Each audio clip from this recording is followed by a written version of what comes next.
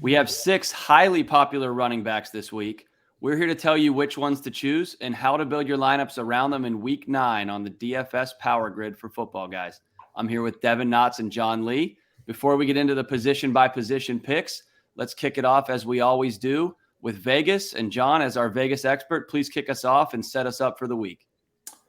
Yeah, we've got quite a few bye weeks this week. I think there are 6 teams on bye, if I'm not mistaken. Correct. And then we've got obviously Thursday, Sunday, and Monday night. So I think week 9 is the smallest player pool we've had in the entire season. Excuse me. At the top of the board, you get the Buffalo Bills at 28 and basically 28.5 points against the New York Jets.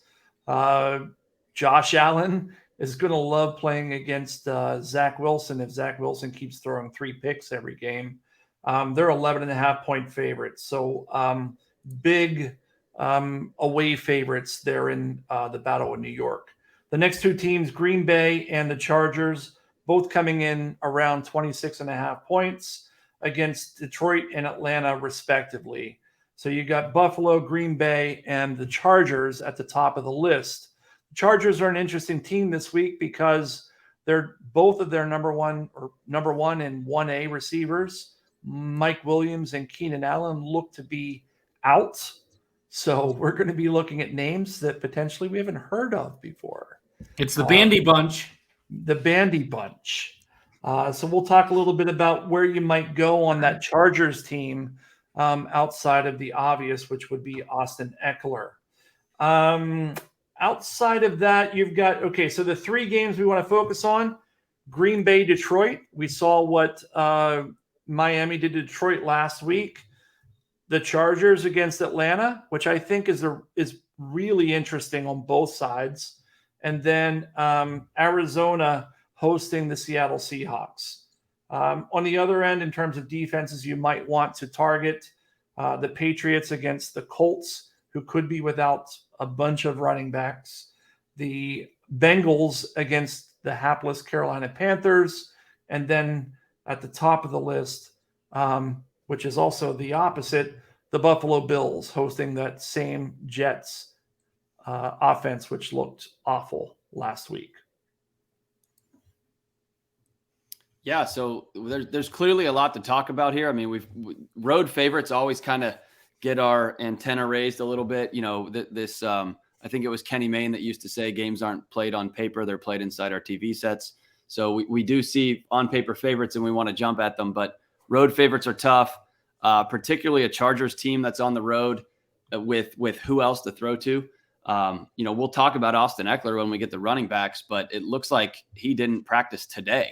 And report is they're just being cautious, but let's look at that tomorrow too. I think for the rest of the show, just to preface things, let's pretend Austin Ekeler is going to play because I feel like he will with no one else to throw to.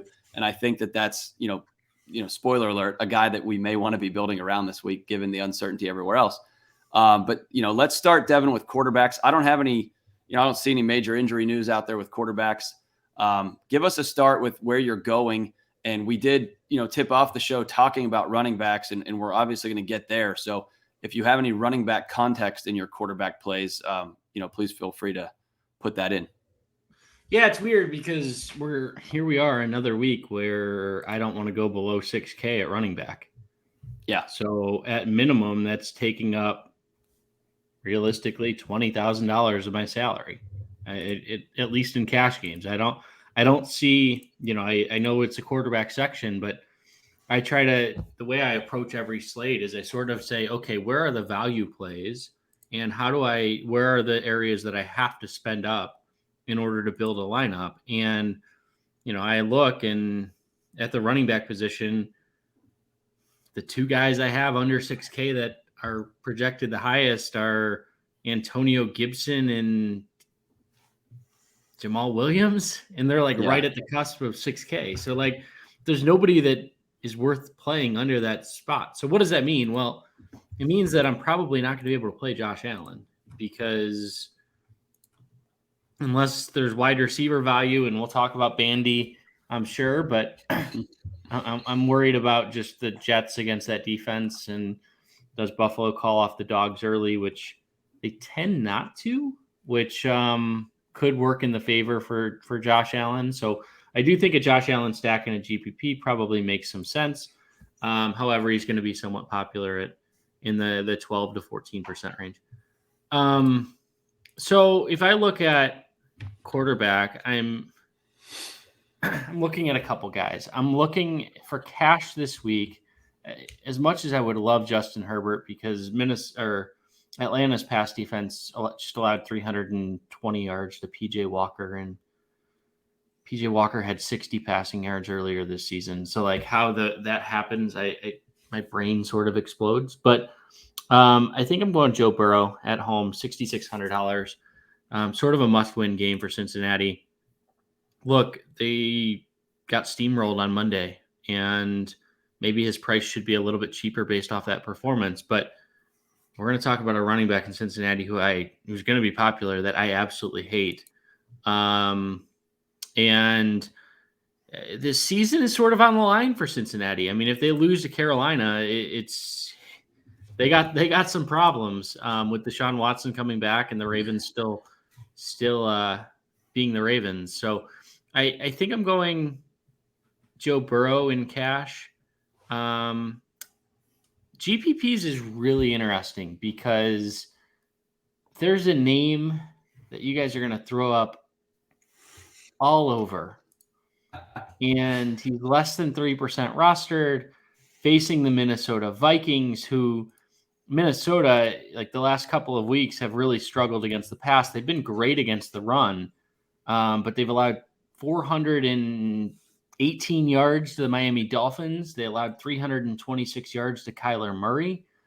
Jalen Hurts threw for over 300 earlier this year. I love Taylor Heinicke. I'm looking at Taylor Heinicke a little bit as it's going to go a little under rostered. And he's a guy who is mobile. He can move the ball on the ground. And I think that if they're going to keep up with Minnesota, it's going to have to be Heinicke. So he's playing for a future. He's not going to be the starter. He's playing for a future backup job. And that's probably longer than I think we need to talk about Taylor Heinicke.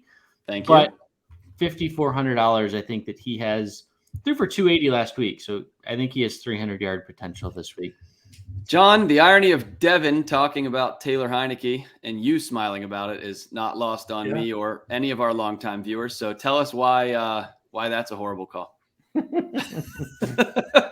I'm not going to say it's a horrible call. Taylor Heinicke, he is spunky, though. You got to give him that. Come on. It's Curtis Samuel season in Devin's house. Which just last week, Devin said friends do not let friends play Curtis Samuel. So was I wrong? No, he was right. You were right. You have a great head of hair this week as a result. Congratulations to you. And there's a great stacking partner with Heinicke too. Just FYI, who went over 100 yards. Curtis Samuel, is it? It is Terry McLaurin, who Devin personally resurrected on this show.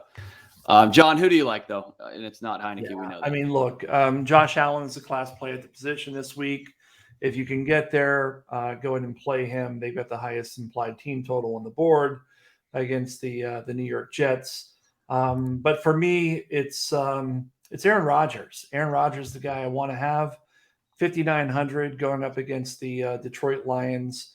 The Lions, I think, have allowed the third most points to opposing quarterbacks in fantasy circles this year. I don't care who Aaron Rodgers is throwing to. I just pulled up some of his 2021 stats as Devin was kind of doing the lead in.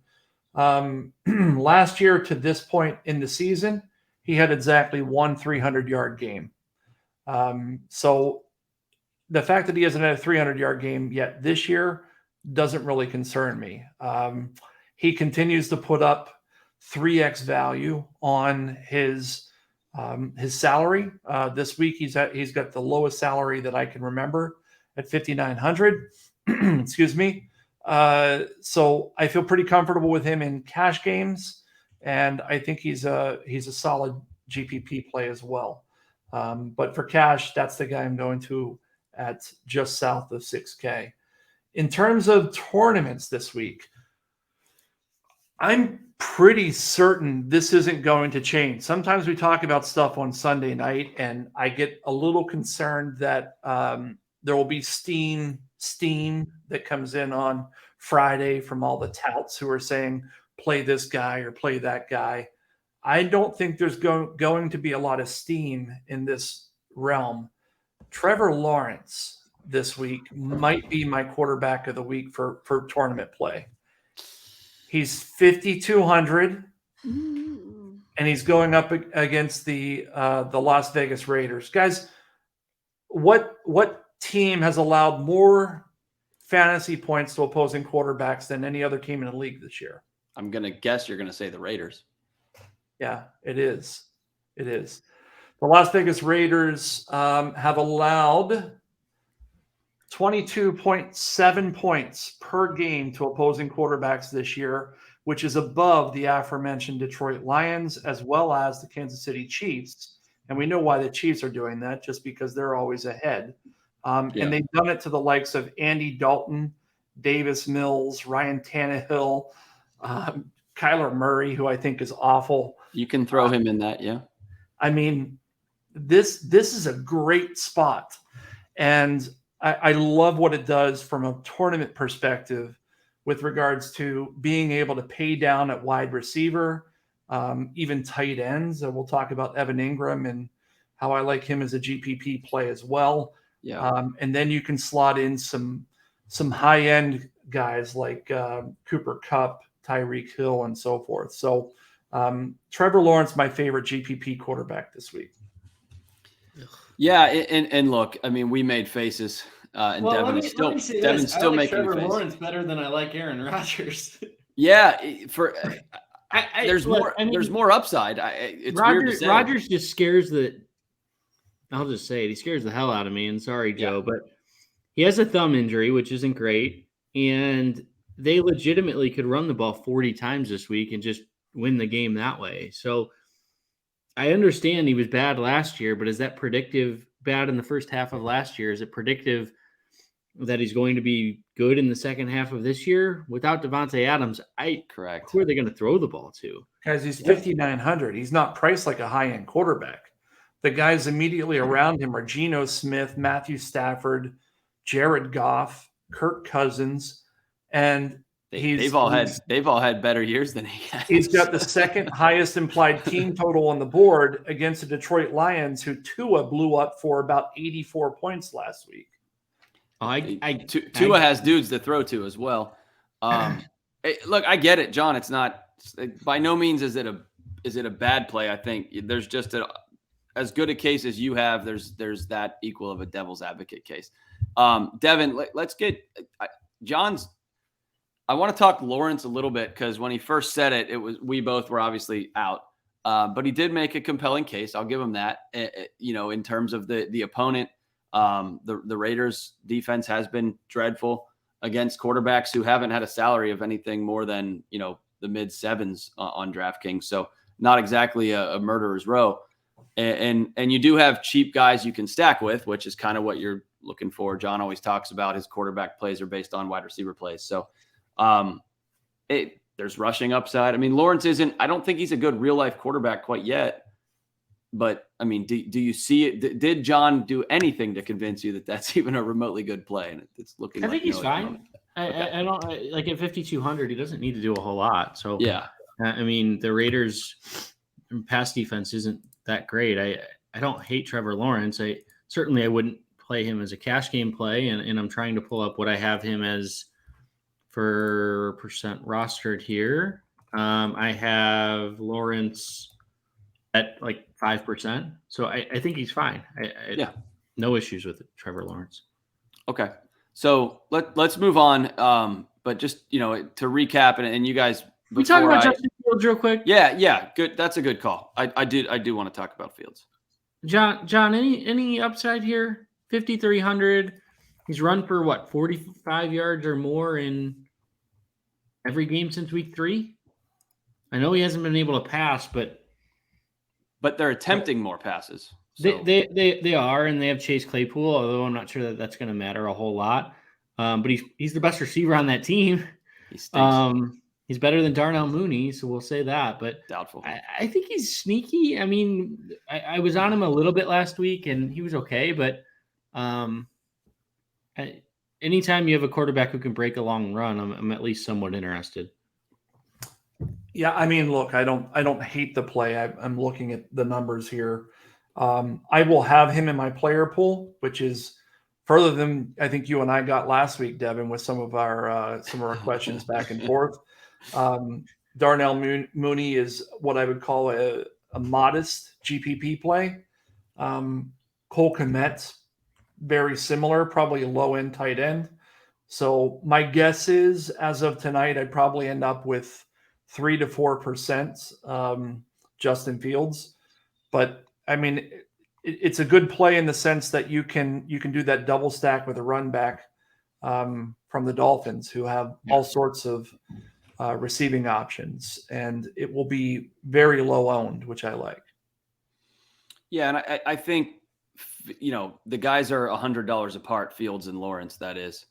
And one of them is being talked about quite a bit this week, just in terms of if you check Twitter or listen to any show similar to this one. And that player is Justin Fields, not Trevor Lawrence. So, John said 3 to 4 on Fields, and Devin said his projection is 5 on Lawrence, but feels like maybe there's more leverage there with Lawrence, just based on, I don't know, just doesn't seem to be anybody that people are talking about at a similar price. So also Kirk Cousins revenge week, by the way. First game how could we not mention it? First game going back to Washington. Yeah, I would question the game environment, but you like Taylor Heinicke, so obviously you're not questioning that environment. So we'll talk. And I didn't mean that in a sarcastic way. That's a thing that you're evaluating, and that's good. I don't know. Cousins is just so Cousins. I mean, Taylor Heinicke at 5,400 is a better play than Cousins at 5,400. Yeah. Derek Carr stinks. And he's kind of hurt, right? So I mean, Cousins was one of my favorite quarterbacks last week, and he was in my main GPP lineup. I enter a single lineup in every single entry GPP lineup across the site on DraftKings, and Kirk Cousins was that guy last week. He had a hell of a week. I think he had 3 passing touchdowns and a rushing touchdown, which is unusual for him. This week, I don't know. I'm not as bullish on him this week. What do you guys think about Arizona Seattle? This is a game that Vegas thinks could blow up. Yeah, we thought that last time though. I was just going to say the same, and it was 19-9. I think. Yeah, I think it's going to scare people off, which could be like John's more of the game theory person, but my immediate head draws to like Kyler Murray sucks. Call of Duty's been out for like a week, so he's probably hey. You say that he put up his best game of the year last week, so yeah, maybe he was still downloading while he was playing or something. Yeah, it was sputtering. No, I find it hard to trust, Cliff Kingsbury and Pete Carroll to engage in a true shootout. Would be my take there, John. Yeah, it's an interesting conversation. I'm with Devin on this. I think Kyler Murray, every time I look at him play football, it reminds me of like somebody who is really good in college or high school or college and just doesn't belong at the next level. He's just super fast and very athletic, but an awful quarterback. He does. If he would just doesn't like care. Yeah, I think that's it. If he would just care, I think he could be really good. It's just like there's moments where he just like doesn't try. All right. Well, before we go on to running backs, what I'll say is that the Seattle Seahawks receivers are popping in the model, which means that Geno Smith then comes out. And I'm quite frankly, I'm tired of talking about Geno Smith. But the I was going to say, tell me a week where this isn't true. He's had a pretty good season this year. So indeed he has. Take it for what it's worth. Yeah. No, Lockett and T. Higgins and Geno Smith, like that's it's annual and it's every week now, and it's a thing. But hey, it is for a reason, I guess. So let's do a recap on the prolonged quarterback section here. Josh Allen, obviously the class of the position. You're gonna have to sacrifice elsewhere. Be interested to hear what John says about the sacrifices he might make. Aaron Rodgers, John liked as well. excuse me, Trevor Lawrence in a GPP for John. Devin says Joe Burrow bouncing back from a loss to his proud Browns on Monday night, and Taylor Heinicke in a GPP. Let's move on to running backs. Injury news. I see Chuba Hubbard with an ankle, limited practice today. Do we remove Deontay Foreman at all if Hubbard plays? J.D. McKissick didn't practice. Do we care? Because Brian Robinson and Antonio Gibson are going to split a pretty limited backfield anyways. More notable than those, Cam Akers returned for the Rams, and he's practicing, so who knows what's going on there. And then Jonathan Taylor didn't practice Thursday and just hasn't looked right for a while now.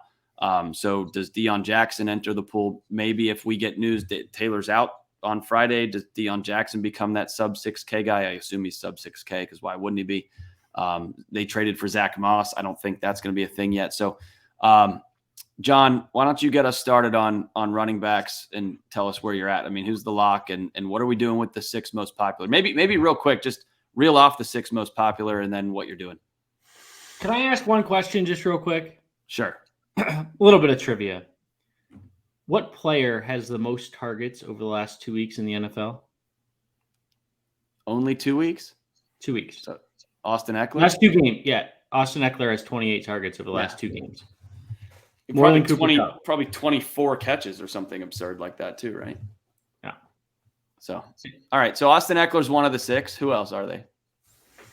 Moving upward in terms of points per dollar by projections, You've got Ekeler, number 6, Ken Walker, number 5, Aaron Jones, number 4. I'm off by 1. I'm going to have to go to -1 here as I count up.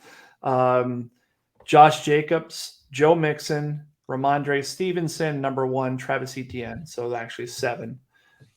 So if you include Austin Ekeler in that bunch, I would not have included him, by the way, when we talked about the top 6 in terms of their likelihood to achieve GPP value.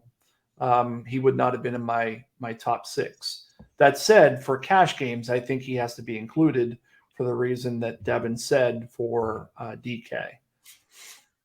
So from my perspective, this position is where tournaments as well as cash games are won and lost this week, because I can't remember, at least this season, where we've had such an even distribution yet narrow player pool at this position. You've got 3 players who are giving you between 2.9 and 3 points per dollar.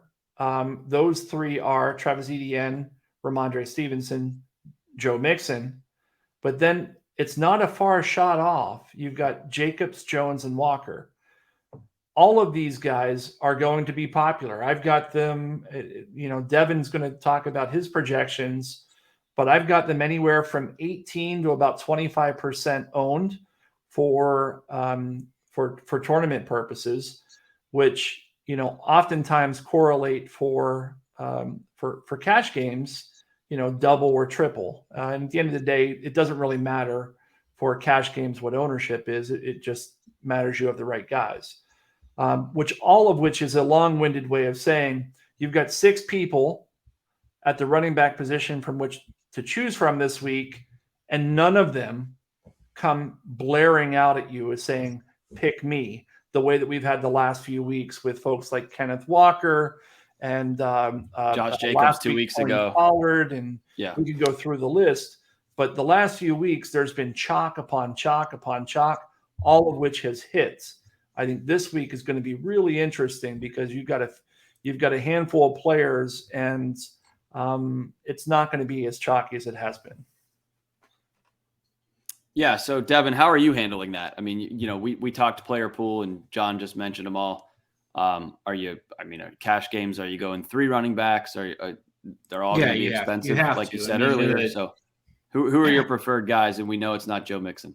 It's not Joe Mixon. I honestly, like, he's the one that just surprises me. Like, he has less than 10 carries in 2 of his last 3 games. Carolina, like, against the run, they're like a middle team. They're not that bad.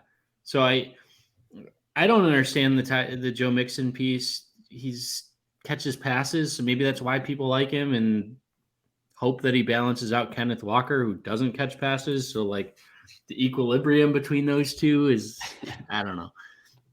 Travis Etienne for me is the top guy, and it's not particularly close.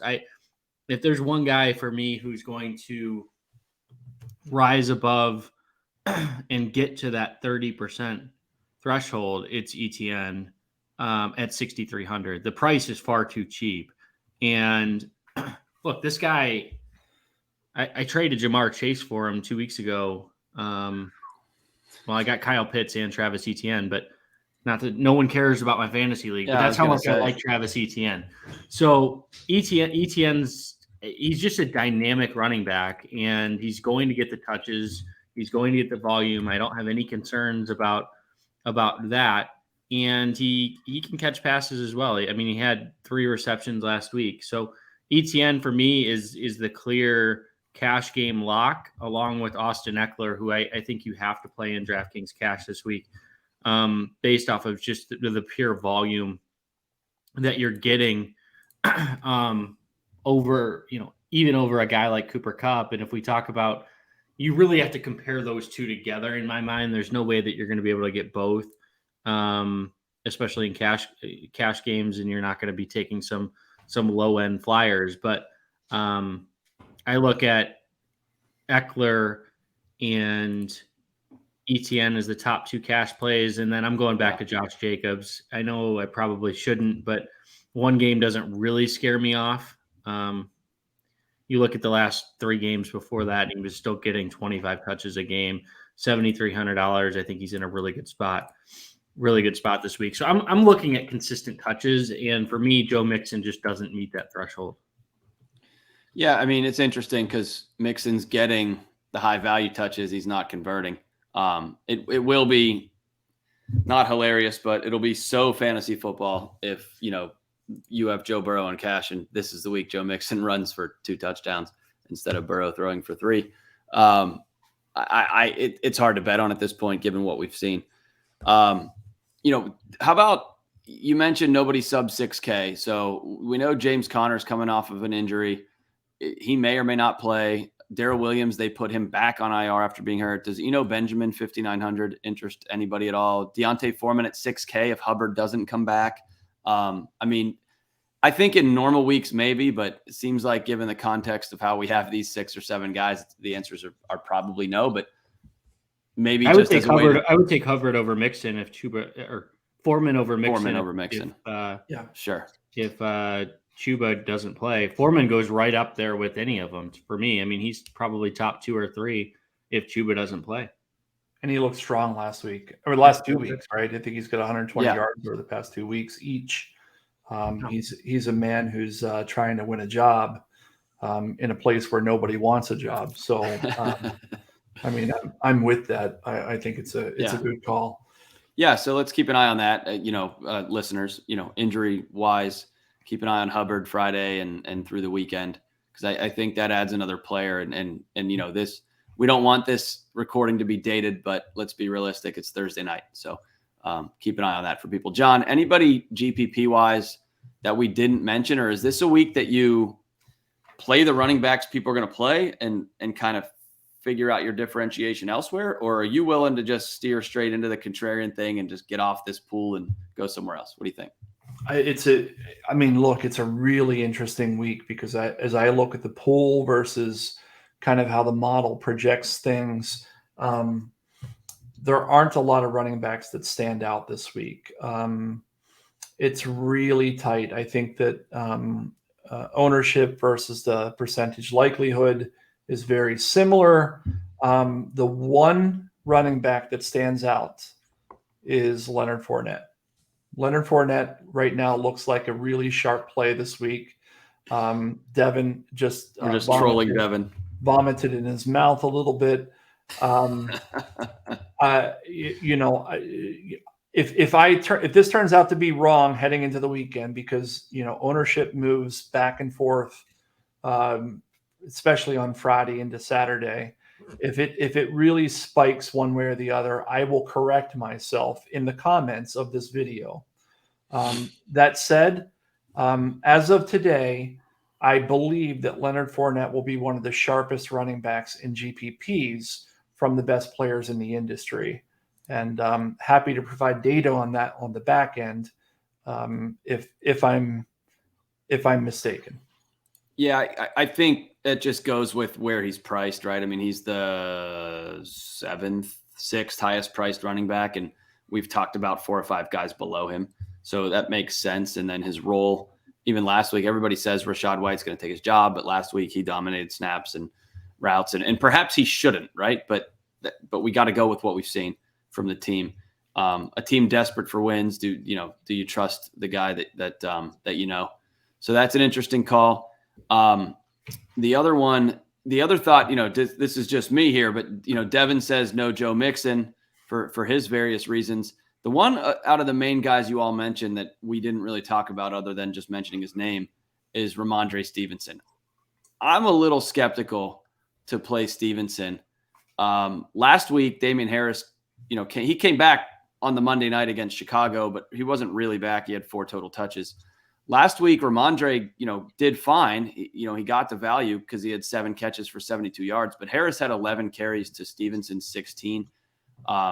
If they get in a game that they're not leading throughout, I think things could be a lot different. Sure, versus Indy is a good spot, but New England's not exactly a team that we can, guarantee that they're going to be in a positive game script week in and week out. So Stevenson's kind of my guy that sticks out of those 6 or 7 we mentioned that maybe doesn't belong. I don't know if you guys maybe as a GPP play, I think he doesn't belong, but I think just based off of catching 15 passes over the last 2 weeks, I think he's more than fine as a cash game play. Yeah. Even if they are losing, he caught 7 against the Bears in the game they were dominated.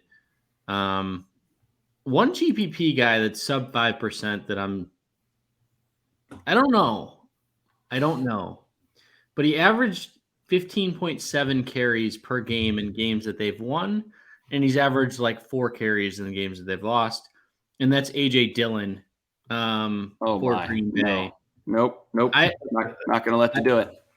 I've talked about earlier in the show about the reasons I don't like Aaron Rodgers, and it's because I think a game plan could be that they're going to run the ball, and run the ball, and run the ball, and run the ball. And I think Aaron Jones and AJ Dillon are both good GPP plays, especially if Aaron Rodgers gets popular. It's a great pivot for both of those guys off of Rodgers.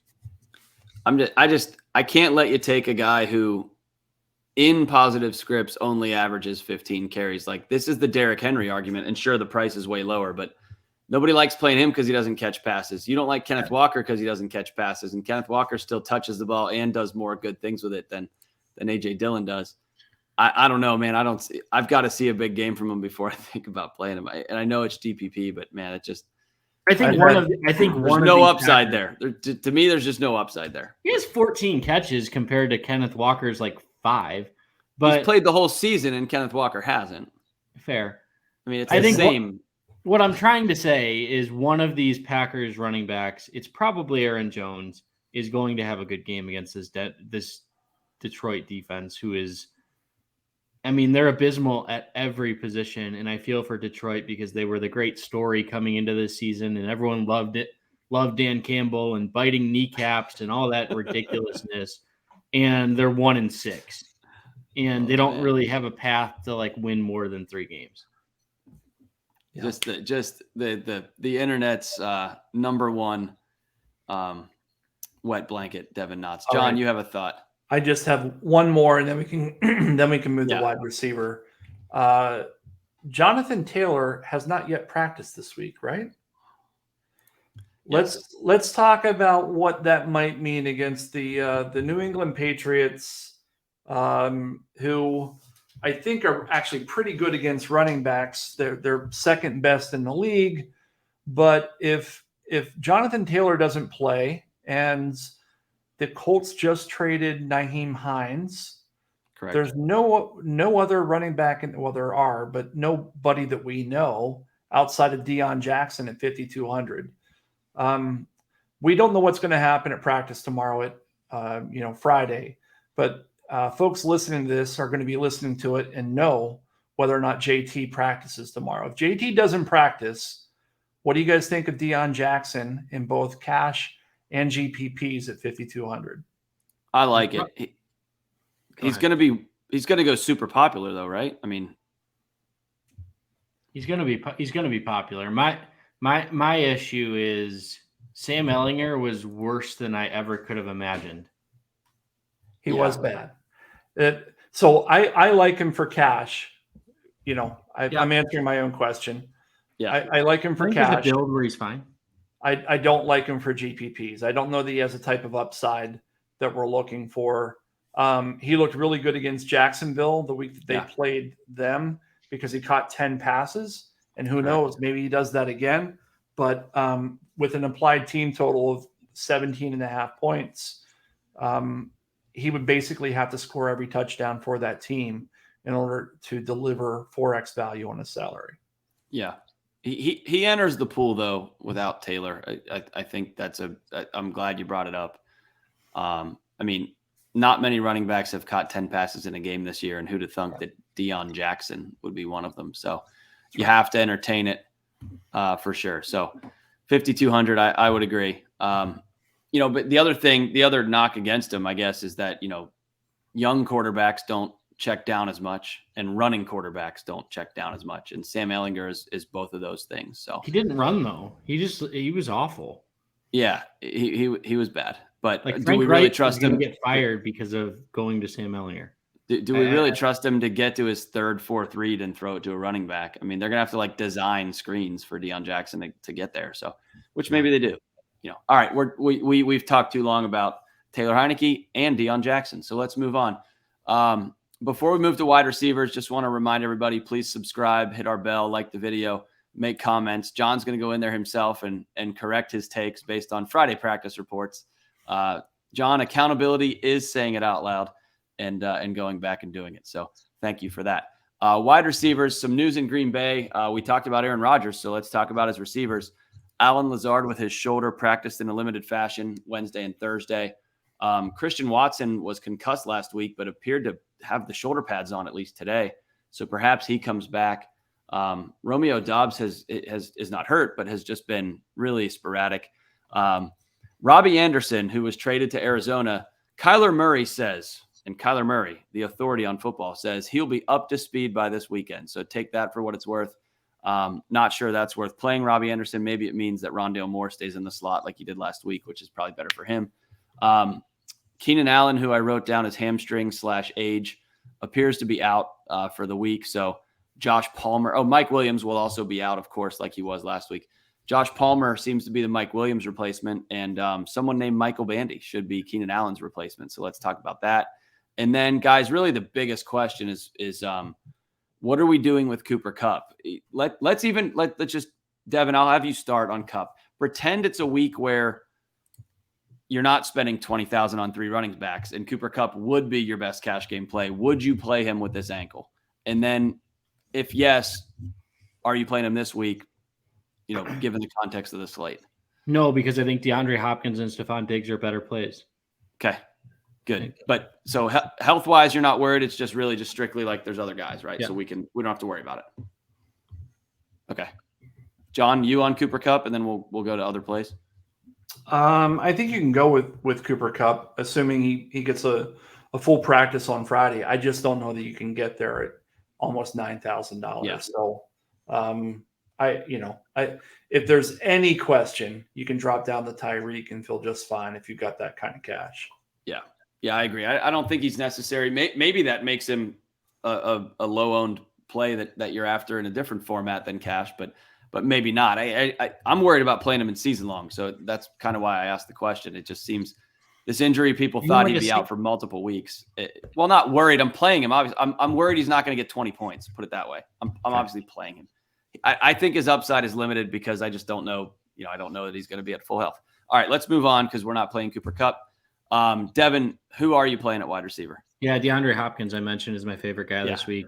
Coming back from suspension. I mean, this is a guy who has 27 targets in 2 games, averaging 130 yards per game. We talked a little bit about the sneaky, I don't even know if it's sneaky, but the potential shootout in Seattle and in Arizona. 7,900. I know there's other great wide receivers. The top end of the wide receiver chain is really hard because Tyreek looked great. A little concerned about Chicago. Their secondary has been pretty good.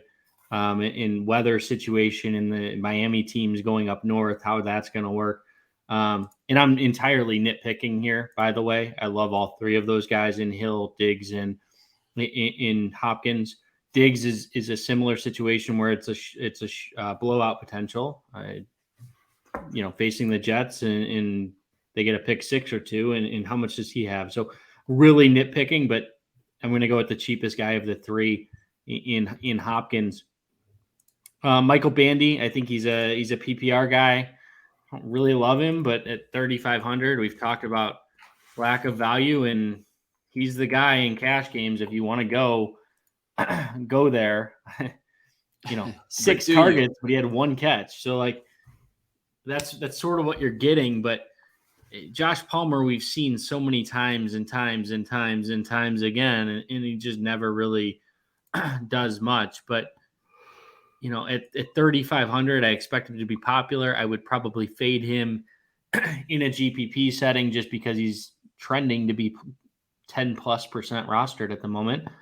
And then Terry McLaurin at 5,900. I talked a little bit about it earlier. Going back in cash games, I think he's a guy that I really like, and he's going to continue to get most of the targets there in Washington. And Curtis Samuel's price continues to rise, and people are still going to play him, which doesn't make a whole lot of sense, but I digress. And DJ Moore at 5,800 is a good play as well. Going back, I think PJ Walker's locked onto him. They're trying to keep this guy happy in Carolina. So looking at DJ Moore is a solid play as well. Yeah, the DJ Moore is the one, kind of lower priced one that I actually feel good about out of those. The Bandy thing scares me. Obviously, it feels like every time we have one of these situations where we're down to a team's 5th, 6th, 7th option, it just looks good on paper, but then they realize the guy stinks. You mean like the 7 times we've tried Josh Palmer at 4K? Yeah, now we're below him, and now he's like 5,200, right? Josh Palmer, yeah, he's 5,100. I mean, your boy Curtis Samuel is 5,200, looks just as good. Rondale Moore's 5,200, looks better. So, John, what are you thinking? All things wide receivers and Chargers and whoever else. Yeah, I mean, look, it's with what we talked about at running back, and you've got a bunch of guys who are in the 6 to 7K range. I think we all agree that you're not going to be able to get Josh Allen at 8,500 for cash. Speaking strictly cash for the next 30 seconds, you've kind of got to go in that middle realm of receivers. The one guy who Devin did not mention is that I like, who's actually at the top of my list, is Chris Godwin at 6,200. He's points per dollar. He's the highest wide receiver on my board. Outside of him, look, I'm going to agree with Devin on the, if you can get up there, Tyreek, Nuke Hopkins, and Stefon Diggs. Yeah, those guys are all stellar cash game plays. But the likelihood of getting to 2 of them is minimal. So you're going to have to pick one at best. The other guys that I think are playable, Amon-Ra St. Brown has lost a little bit of luster over the past few weeks because he's been, sidelined with injuries. Last week, he actually was targeted 10 times, but he only had 69 yards of offense. And I think folks have gotten off of him a little bit, but he's playing for a team that's always going to be playing from behind. So just to clarify, are you still talking cash or not? Have you shifted? I am. Yeah, I did say 30 seconds. Maybe I'm at 45. Sorry. I'll hurry. Amon-Ra St. Brown, Chris Godwin, Tyreek, DJ Moore. I agree with Devin. I think is a decent play. And then depending on what happens with that Los Angeles Chargers wide receiving core, I do agree that it's going to be difficult to get away from Michael Bandy at 3,500 as a salary saver to potentially get you those $8,500 receivers. So let's pick 3. My concern is St. Brown is facing Jair Alexander. Any concern there? Like for me, it's Hopkins, Bandy, McLaurin, but it sounds like you're Godwin for sure. Yep. And then maybe Hill. Of the high end guys, yeah, Tyreek Hill is going to be next. And then are you going Bandy or are you going somewhere else? Probably Bandy. I'm trying to look something up, and of course my computer is not That's all right. cooperating with me. But does Zaire Alexander go Jair. the slot inside? I don't. I'm not going to pretend to know every single matchup, but it just seems like St. Brown makes a lot of his hay in the middle of the field, which we haven't even talked trades on the show and how that's going to impact. I think that's maybe a future week situation, but the guys that are on teams where players that were traded away are going to have more immediate impact than the guys who were traded away.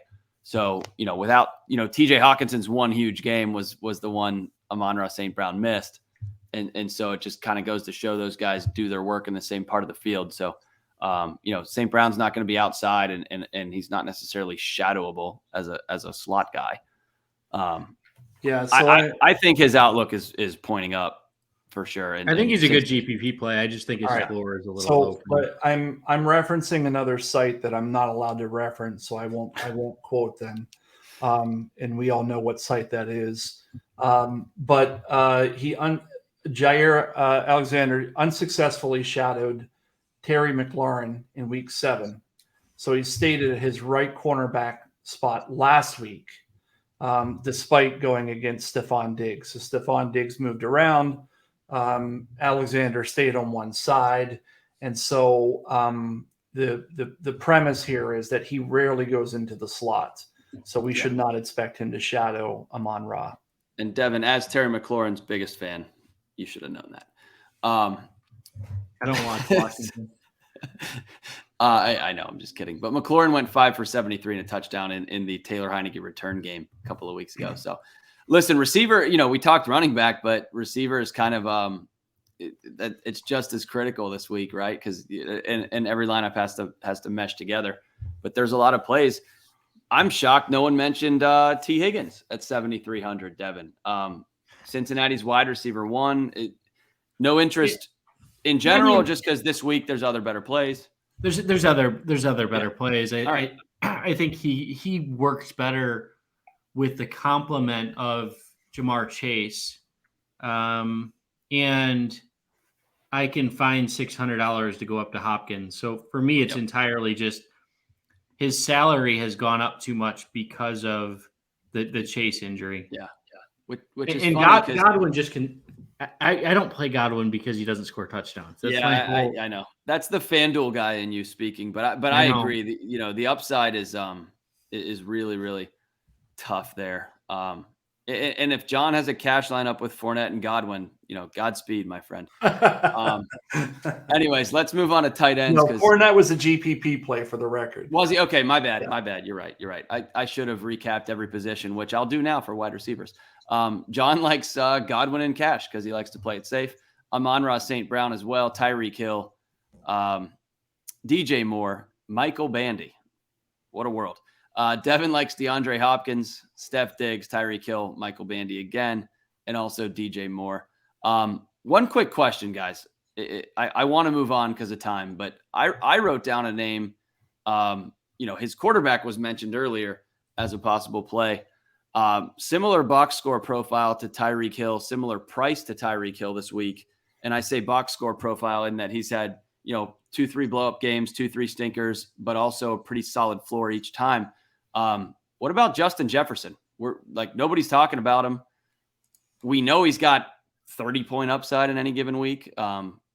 Devin recommended Taylor Heinicke. John, you mentioned Kirk Cousins. I mean, this game may score points. Justin Jefferson, nobody? Any interest? I think he's fine. On the road, I don't love him. I would rather him be at home, but I just prefer. I mean, there's all the wide receivers are on this slate. I think Diggs is a good play. I think Tyreek Hill is a good play. I think Hopkins is a good play.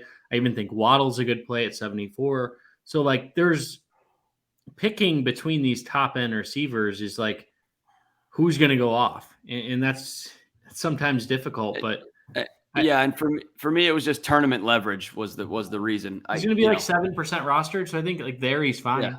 Yeah. John, any thoughts? I mean, that game could be a slog, right? I mean, it's 43 points is the Vegas total, and you got a guy who's 8,600. If he's 8,600 and you want to get 4x on that salary, or at least 3.5, he's basically got to score every touchdown for the Vikings, and or the game goes way over. Yeah, he's a pretty big fade for me right now, for what it's worth. I mean, right. if I were to play him as of tonight, I'd have him in about 4% of rosters. Okay.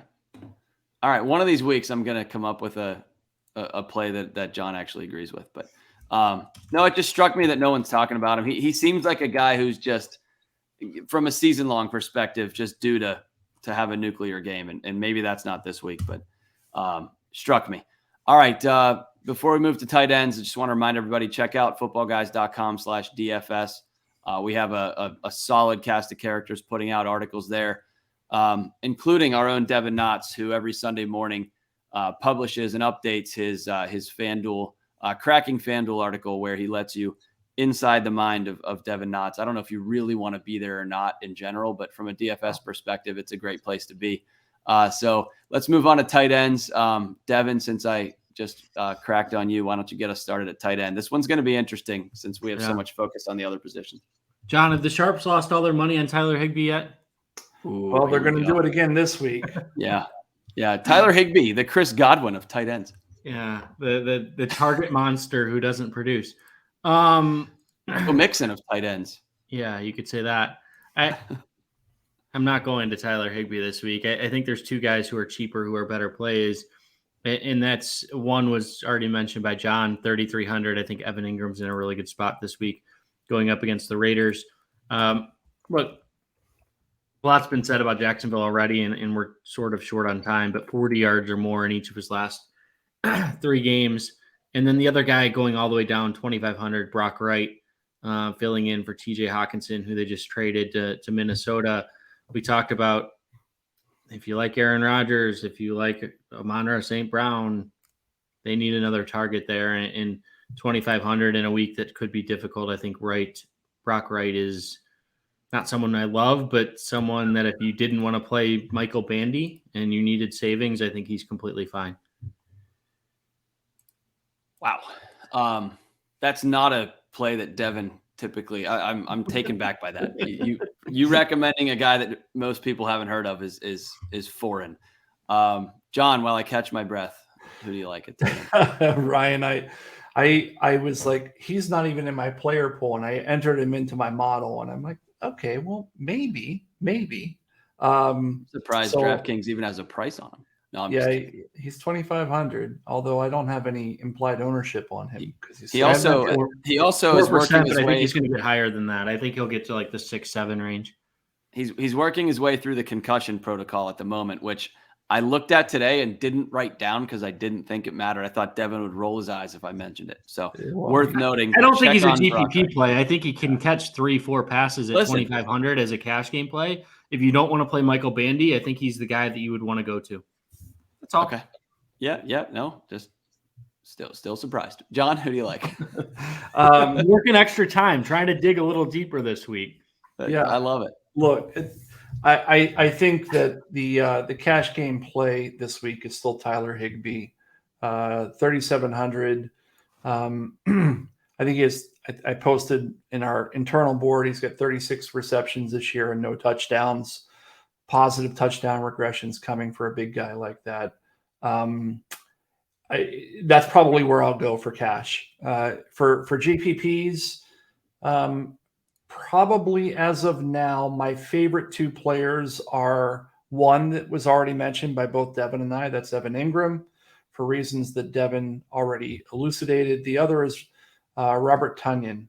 He's 3,800, so he's $100 more than Higbee, and I think that will make Higbee more popular because everybody will look at that and say he's the guy.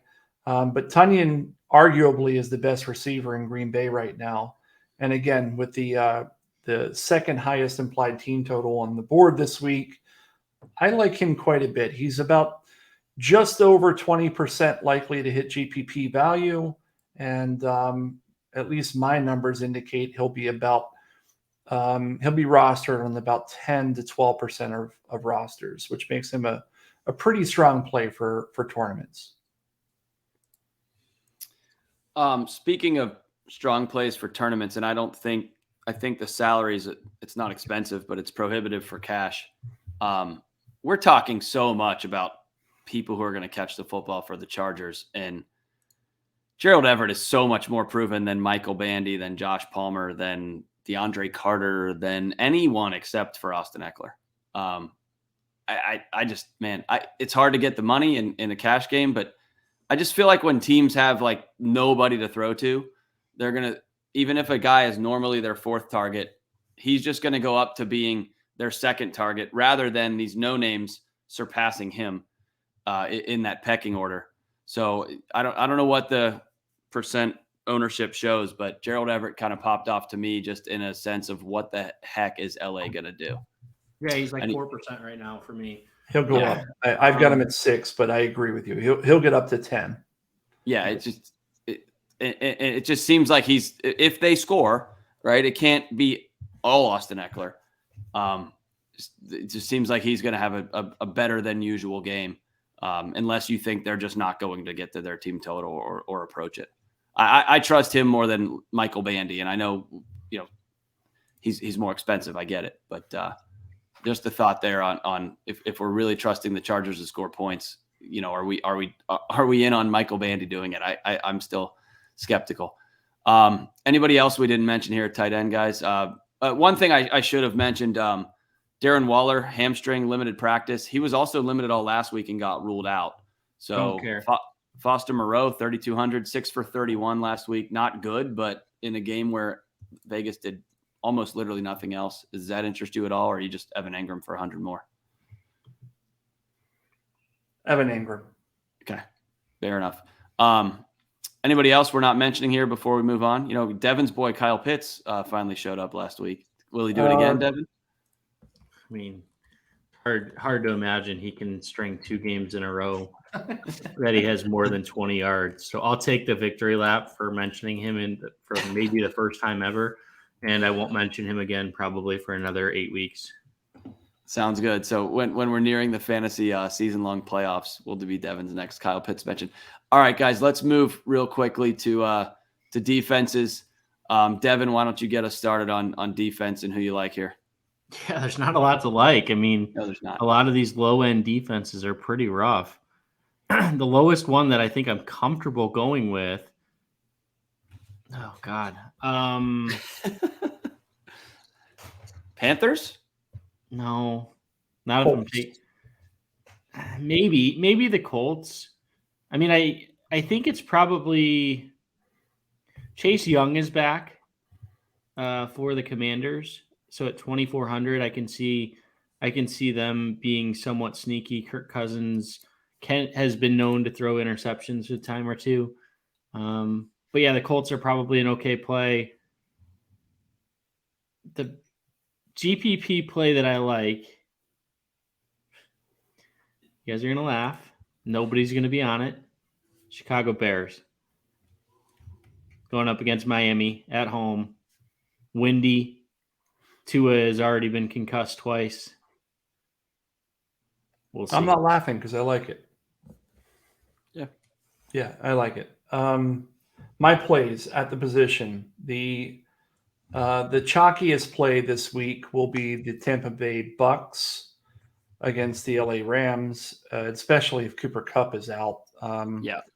The Bucks are going to do not play the Bucks in tournament formats, folks. I've got them currently at 17%, which is way too high. That said, for cash games, just play them. I think that's fine. For tournaments, I mentioned already, I like the Colts against New England at 2,700.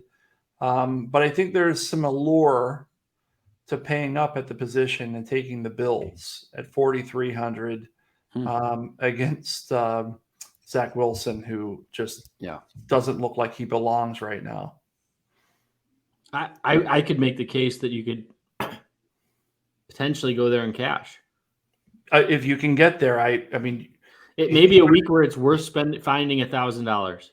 You've got to play Michael Bandy and Brock Wright, but you can do it. I mean, Evan Engram I'm just kidding. Bandy I'm kidding. and one of the low end quarterbacks, you can get there. I think you can get there if you play a cheap tight end and a cheap quarterback and go reasonable the rest of the way. But or you don't play Austin Ekeler. Yeah. Yeah. If they were at home, I'd feel even more comfortable with that one. Just weird. I don't know. The road defenses thing, just statistically, it doesn't line up as well. But against Zach Wilson, the game could be played on the moon, I feel like, and it's still a good matchup. That'd be fun. Guys, what was that? That'd be fun to play a football game on the moon. Yeah. A lot of deep passes. It may never come down. We're over an hour. We're talking about the moon. So time to go to final thoughts. Devin, why don't you warm us up with something that maybe you didn't cover? I don't know if it's a stack or a game theory thing or nothing. Yeah, nothing. Fair enough. John. I mean, I think we covered it. I don't have a whole lot more to say other than, if you've made it this far in the podcast, drop us a question. I mean, I think that all three of us are pretty good about checking comments in the YouTube comments and answering them. So come Saturday, things are different. You want to know something? Drop a question, tag us, and you'll get an answer. Twitter too. Two of us have our Twitter handles here, and Devin's is out there as well. So what is it, Devin? Ohio State? Devin Knott's FBG, I think. That's right. Yeah, you used to be in Ohio State, right? That was way back when we met. So maybe I need to be on Twitter more so I can know that. But yeah, reach out anyway. Let's engage. We're always happy to do it. We like talking to each other, but certainly enjoy talking to the folks that listen, and at least knowing that people are out there listening. So with that said, I just would remind everybody, engage, comment, subscribe, hit the like video, hit the put like it in button, the YouTube comments. Let's give Twitter a break for a little bit. Yeah. Comment sections are all, super fun in their own right, but let's go YouTube and see how it goes. And also check out footballguys.com, please. That's where we all write. That's the place that gave us the platform. So we want to support that and hope that you do as well. So with that said, I just want to close us out here on behalf of John Lee and Devin Knotts. I'm Ryan Hester saying, go Storm, and thank you for watching, and thanks for being a football guy.